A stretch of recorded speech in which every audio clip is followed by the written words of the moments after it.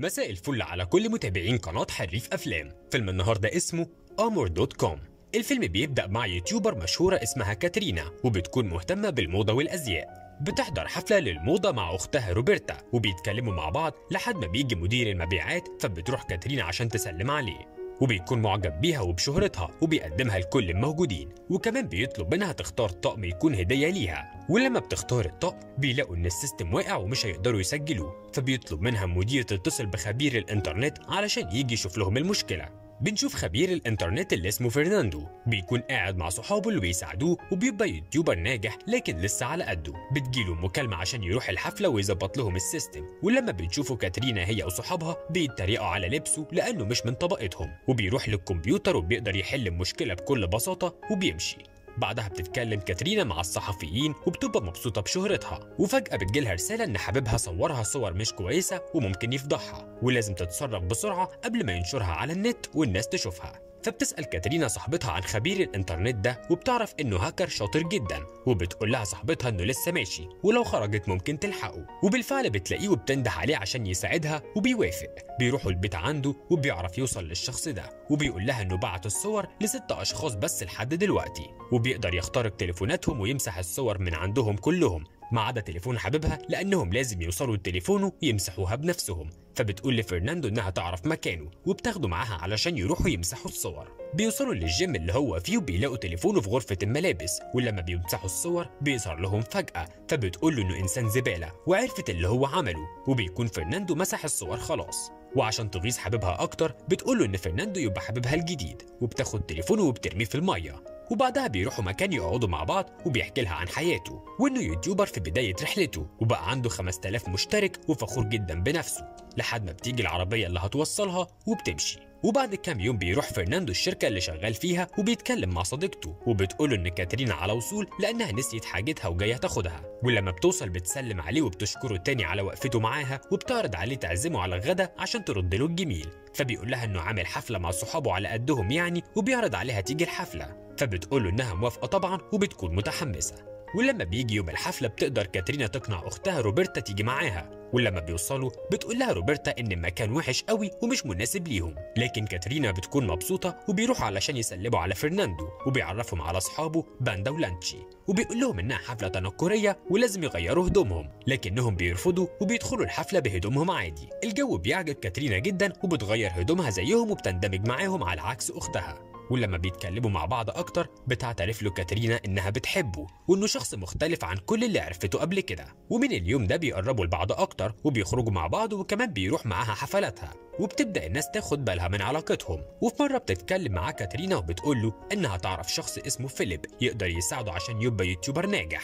ولما بيقعد معاه بيقول له انه لازم يستغل علاقته مع كاترينا علشان يتشهر، وبيقترح عليه يعملوا حفله يجمعوا فيها كل المشاهير، ولما الناس تشوفهم مع بعض هيبداوا يتابعوه علشان يعرفوا عنه اكتر. ولما بيرجع فرناندو بيقول لكاترينا على الفكره، وبتكون متحمسه ليها جدا وحابه تساعد حبيبها. وفعلا بيعملوا حفله وبيكون فيها مشاهير كتير، وطبعا فرناندو بيكون عازم صحابه. وبتتفاجئ كاترينا ان باندا صديق فرناندو اتصور مع فيليب ونزل الصوره على الانستجرام علشان يتشهر، وكمان حط عنوان المكان على الصوره، والمعجبين بداوا يجوا المكان والوضع هيبقى فوضوي جدا.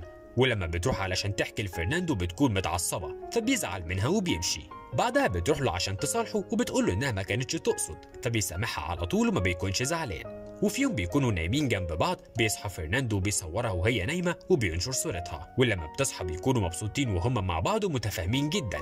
وبعد ما بيفطروا بيمشي عشان يحضر اجتماع مع فيليب اللي بيبقى متفق مع شركه انتاج علشان تدعم فرناندو ويبقى يوتيوبر ناجح. ولما بيقعد معاهم مش بيكون عارف اسم شركتهم، وبيشكر في اسم الشركة المنافسة ليهم بدون ما يقصد، فبيتضايقوا جدا وبيسيبوا الاجتماع بعد ما عك الدنيا. ولما بيرجع لكاترينا بيلاقي ان اسلوبها متغير معاه، ولما بيسألها بتقول له انها شافت صورتها اللي هو منزلها، اما هو بياخد الموضوع عادي لانه شايفها جميلة وما كانش قصده حاجة وحشة، لكن بتوري له تعليقات الناس وبيشوف انهم بيتريقوا عليها وعلى شكلها، فبيقول لها ان رأي الناس مش مهم وهيفضلوا ينتقدوها مهما حصل، وان هي جميلة والمفروض ما تهتمش. لكنها بتتعصب جدا وبتقول له انه كده بيبوظ حياتها وبيتخانقوا مع بعض. ولما بيروح يصالحها بيعرض عليها يتغدوا مع بعض بره، لكنها بترفض وبتقول له انها رايحه حفله مهمه لشخص اسمه جيدو.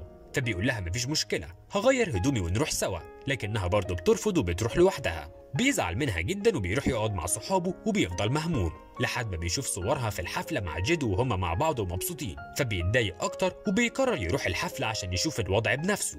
ولما بيروح بيلاقيهم بيهزروا وبيضحكوا فبيتدخل، وبترجع كاترينا مع البيت وبتقلب على الترابيزة وبتقول له ان علاقتها مع جيدو علاقة شغل وبس، وبتفكره انها كانت بتساعده ومن غيرها ما كانش زمانه اتشهر ولا حد سمع عنه. وكمان بتقول له انها ما بقتش سعيدة وهي معاه، وبتدخل اوضتها وبتقفل الباب.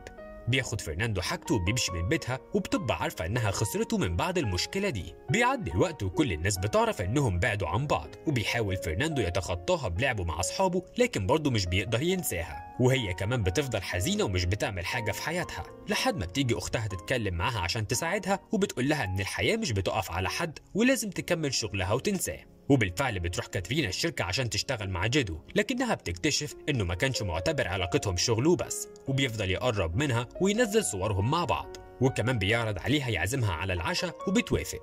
وبعد ما بتخلص شغلها بتمشي، بس بتكتشف انها نسيت تليفونها في المكتب، ولما بترجع تجيبه المكتب بيكون فاضي. وفجأة بيدخل جيدو مع صديقته وما بيكونوش عارفين ان كاترينا موجودة معاهم، وبيقول جيدو انه مش مهتم بكاترينا وانه بس بيستغلها عشان الاعلانات والفلوس.